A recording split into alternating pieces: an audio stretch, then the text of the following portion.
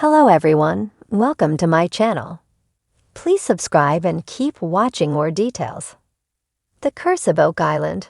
Team learns a new theory connecting the Ark of the Covenant to the island.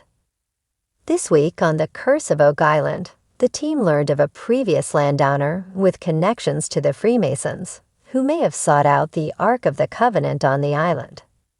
Digging at the money pit is still in full swing, and the team is hopeful that shaft number 4, DMT2, is narrowing in on the Chapel Vault. But this week on Oak Island, the most interesting action was actually happening on Lot 8 and in the War Room. As the guys have expanded their search around the island, they started to make some interesting observations about Lot 8 on the west of the island. This area has never been inhabited, which adds to air of mystery surrounding it. Last year, surveyors performed an underground survey of Lot 8, which indicated that there was a large metal object buried under the ground. And just last week, ground-penetrating radar indicated the possible presence of a shaft at 20 feet below the surface. Gary Drayton's metal detector has also picked up several old artifacts.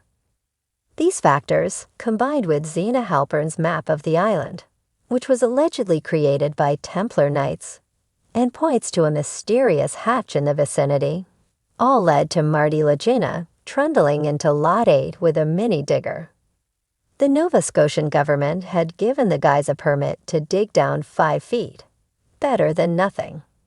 But if they found evidence of human activity within those 5 feet, then they could apply for another permit to dig deeper.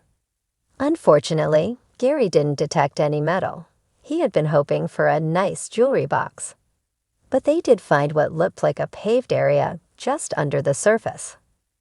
It also appeared as though somebody had purposefully refilled a hole or shaft with rocks.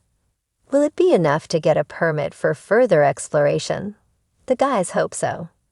Meanwhile, in the War Room, Oak Island researcher and Freemason Scott Clark was back with a stunning new theory. He had examined a brooch that the team found 3 years ago, and he reckoned it was not a brooch at all, but one of 12 jewels from the breastplate of a Masonic high priest. There's more.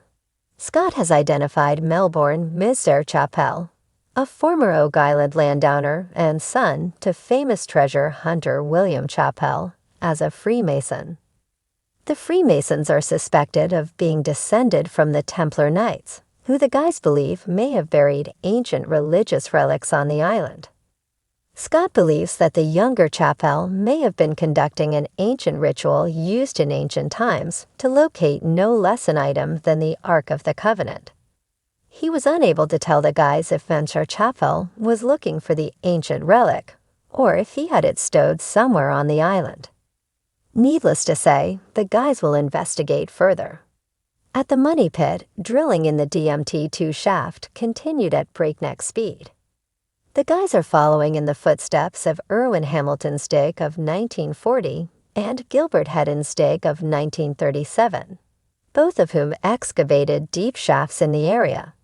Hedden got to a depth of about 124 feet before running out of funds, but he was convinced that the Chapel Vault lay 30 feet further down. Last night's episode saw the guys basically follow the Hedden shaft down to 120 feet, where they came across a large metal sheet, which was Hedden's protective shield. This shield protected Hedden's team from floodwater and cave-ins. The guys are now hopeful that all they need to do is dig a little further down to about 153 feet, where they'll find the treasure vault. Unfortunately, we'll have to wait until at least next week for that.